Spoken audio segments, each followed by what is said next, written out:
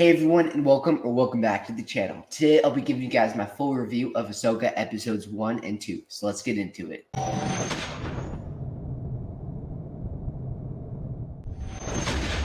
As of the time I'm filming this, Ahsoka episode 1 and 2 premiered yesterday, August 22nd. And right before I get into the review, if I'm overrating things, bear with me. Because Star Wars Rebels is my second favorite TV series of all time, and Clone Wars is either 3 or 4. So getting into episode 1. This episode started off with a bang. I love how they played off all the characters into live action. Dave Filoni does such a good job with that, bringing the character from animation to live action.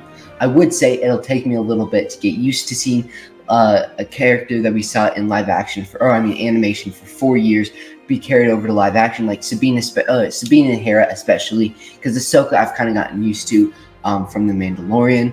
I think they did just as good of a job as they could. It's me not comprehending all of it yet. And I've said this before, and I'll say it again, Ahsoka is going to be the best Disney Plus series of all time. Disney Plus series of all time. And I am firm with that.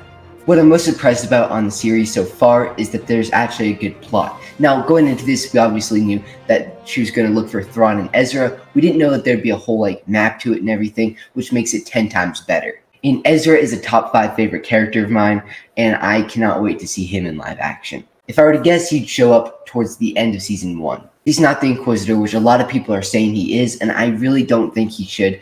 If he is the Inquisitor, I'm really gonna not like that storyline unless he has like an Order 66 chip in his head, because Ezra would never fight against his family. So that'd be a dumb storyline, like Thrawn turns Ezra evil.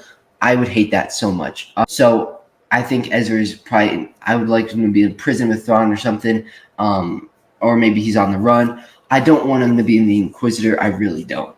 I also love seeing Ryder Azadi. He was a big surprise to see. He was in the first 20 minutes, which was also really cool. Ryder Azadi was one of my favorite characters from Rebels, and I actually made a video a few months ago talking about my favorite characters from Rebels that I want to see in Ahsoka, and I didn't end up posting it, but Ryder Azadi was 4 on the list, with Hondo, Zeb, which he isn't confirmed yet, and I'm also surprised that he didn't get even no mention. He better be in the series. He better have a pretty major part, because he would be looking for Ezra as a character in Rebels. Him and Ezra were really close as of the whole Ghost crew, so it wouldn't make a lot of sense if he wasn't in it. So he better be in it.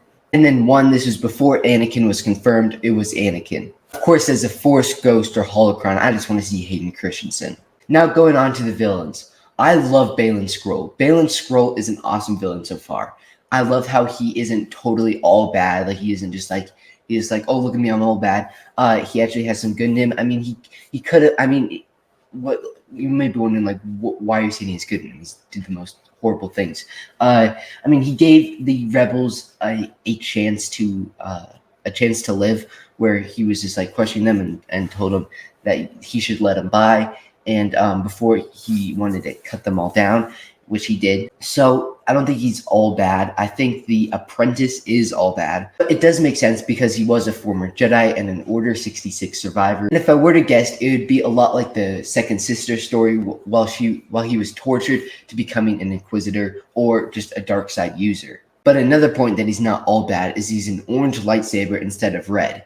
Obviously, it's closer to red than it is to blue, but it does show that there is still some good in him, which I love that detail that Dave Filoni put in. I love that Sabine is a main focus in this series. I was quite scared that it was going to be Ahsoka and Ahsoka only, but I was very surprised and happy that Sabine looks like she'll be a main focus in the Ahsoka series. And I thought Hera is getting more screen time than I would have thought as well, which I am so excited for. But one character that did not get enough screen time was Chopper. Why didn't we get all 2 hours of Chopper? Like, that's what we all came for. No, I'm kidding. But I would like to see more Chopper screen time. I feel like they could have done more things with him, especially in episode 2. But then episode 1, he wasn't even in at all. He's definitely a character that I want to see more of, especially Zeb. I'll be pretty upset if we don't see Zeb at all. He better be in there. I mean, it wouldn't make... Dave Filoni knows this. He knows every character better than we all know those characters.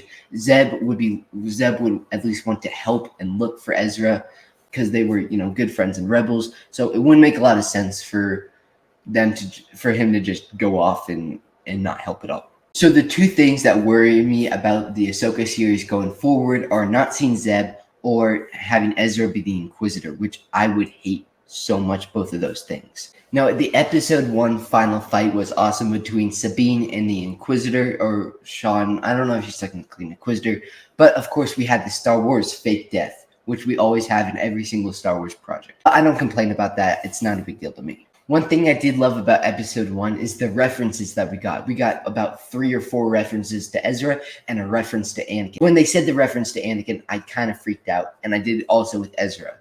Anakin?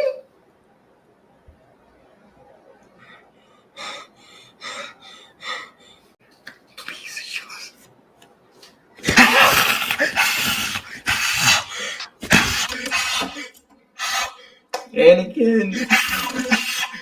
And if we were to rate this episode from 1 to 10, basing off of all the other Star Wars Disney Plus shows, I would give this a 8.5 out of 10. Now going on to episode 2. I will say I liked episode 2 a little more than episode 1. I felt like the action was better and we were getting more into the story. The second episode didn't include Sabine as much as she did in the first one, which makes a lot of sense because she kind of got stabbed. I do also like the Loaf Cat touch on both of them. They kind of got annoying at times, but I always loved Loaf Cats from Rebels, and it was cool to see them in episodes 1 and 2. Also, major thing were the Rebels references that I loved in both episodes. It's just cool seeing, Ezra's helmet, just small things like that. Stuff that we saw in animation from when I was 5 years old to now, and it's being a cool factor.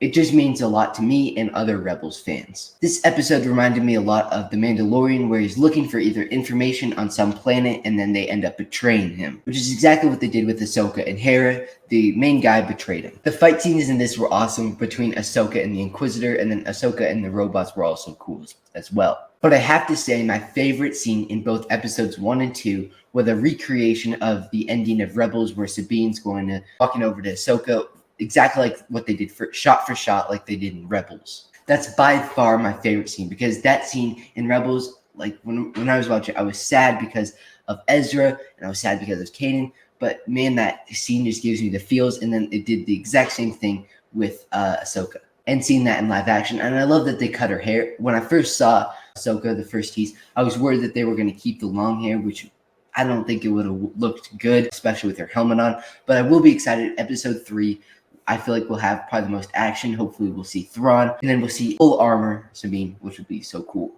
And I know episode 3 is shorter, which is unfortunate, but I hope episode 4 goes back and keeps up the pace. Like, I felt like the episode 1 runtime was one of the longest ones, but perfect runtime. So I wish they did that type of episode for every episode. And Chopper finally appeared in the Ahsoka series on episode 2, which he actually got a decent amount of screen time in episode 2. I hope that they keep that kind of screen time throughout the series. Kind of like what they did with Rebels. They didn't give him too much that he got an annoying character, but just enough that he was a phenomenal character, and an interesting one that is. The plot for this series is going to be one of the best of the Disney Plus series, so I can't wait for that as well. And if I were to rate this episode from 0 to 10, I would rate it a 9 out of 10. Which is well-deserved, because this episode was phenomenal. I also did a live watch party with my friend throughout the full episode. We'll be doing that every week on this channel and on his channel. And if you guys want to check out my main channel, Cobra Kai Zone, link in the description. And thank you all so much for watching. We're getting close to 100 subscribers here on this channel.